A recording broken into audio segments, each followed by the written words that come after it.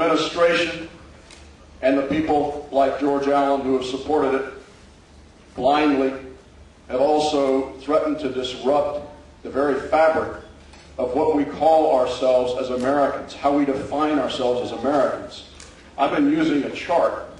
Let me just say this. It used to be we would talk about what a difference there was between rich and poor in America. Now we've got an incredible difference between rich and middle class in America. That's in a way we never had before. I've been using a couple of charts for the last 7 months to try to explain this graphically. And I was very gratified to see in the New York Times on the 28th of August, there was an article about this issue where they used the same two charts that I've been using for the last 7 months. The first chart shows that after-tax corporate profits as a percentage of our national wealth are higher than they have ever been. The second chart shows that wages and salaries as a percentage of our national wealth are the lowest that they have ever been in recorded history. We have to fix that. We have to keep that.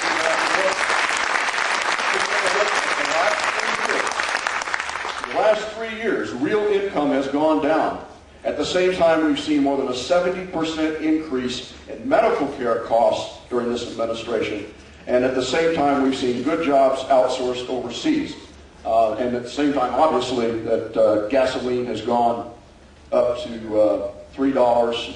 Judy made an interesting point a little while ago that, yeah, it's been coming down over the past week or so. Oil forecasters are saying, yeah, it looks like oil's going to keep coming down until about Thanksgiving. Who says people in government can't have any power? And this administration is also, and the people who have failed to question its policies in a one-party government has led us into a situation where we have seen abuses of presidential power, we have seen fraud, waste in places like Iraq, and we don't have the people who have the courage to stand up and question it like we should. We need to get rid of people who will not stand up and question it.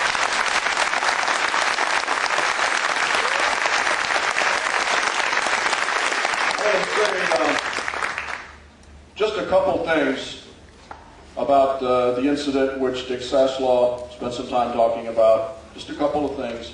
And then I hope, I'll say a couple of things. I really, really appreciate the people who are here and what you're going to help us be doing over the next couple of months. People have asked me over and over again, what was Senator Allen's intention in using those remarks? They've asked me if I would put a label on him or on the remarks. I don't want to do that. That's not my place. There are other people that could be asked about that, particularly Senator Allen himself. But I will say two things. First of all, if you watch the tape of that, the lead-in to those remarks was a deliberate mischaracterization of me, who I am, and my relationship to the people of Southwest Virginia. He was talking about I am an inside the Beltway guy who hangs out with Hollywood moguls, however you say it, which makes Hollywood moguls rather amused. And I have no relationship with Southwest Virginia. In fact, would probably never go down there. I went down there the next week on a planned vacation with my wife, visiting relatives in Southwest Virginia.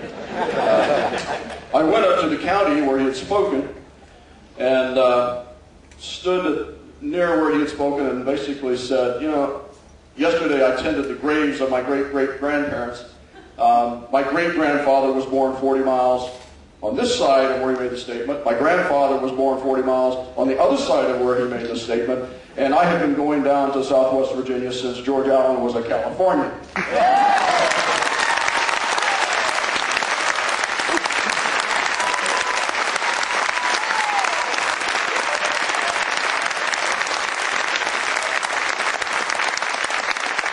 There's another point which really does disturb me, and that is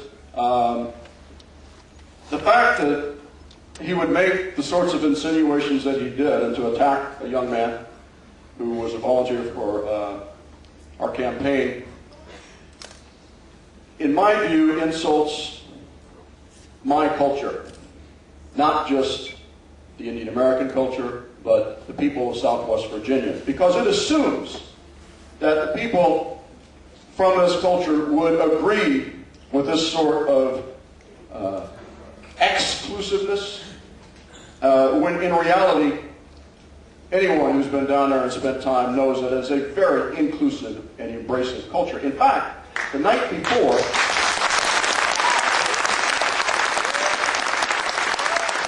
this incident occurred, Siddharth spent the night at the home of one of my relatives in Southwest Virginia. And there was obviously no comment about welcome to America. And in double fact, I was talking to Siddharth's father after this incident, and I mentioned that to him, and he said, well, you know, when I came to this country in 1975, I spent 4 years living in eastern Kentucky. He said I'd had a lot of business in Southwest Virginia, and he said, I never once had anyone say to me in a negative way anything about my ethnic background. He said, in fact, this is the one place, this is his quote, this is the one place in America where if my car breaks down, 3 people stop to try to help me fix it. So,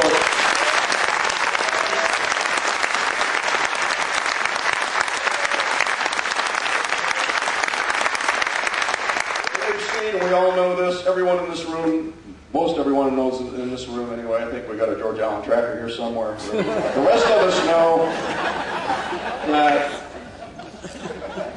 we have problems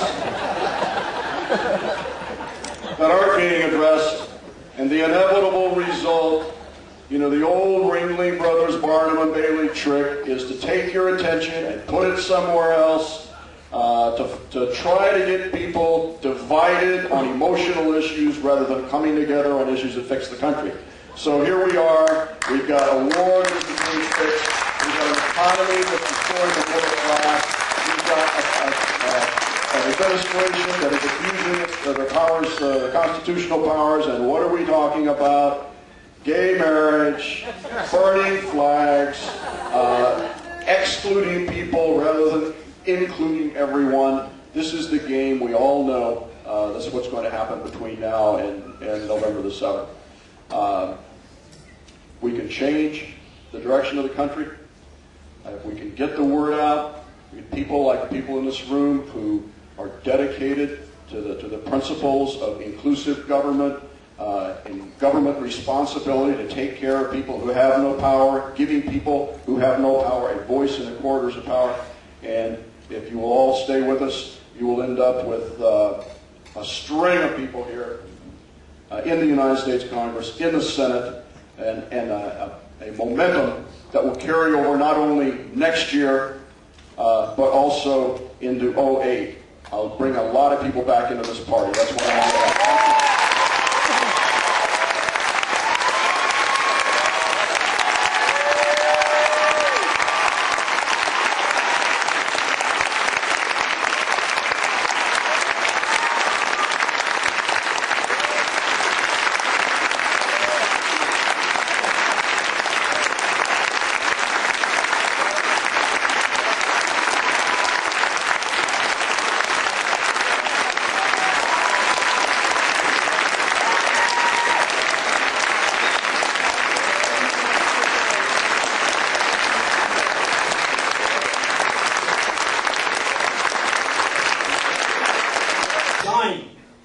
I was down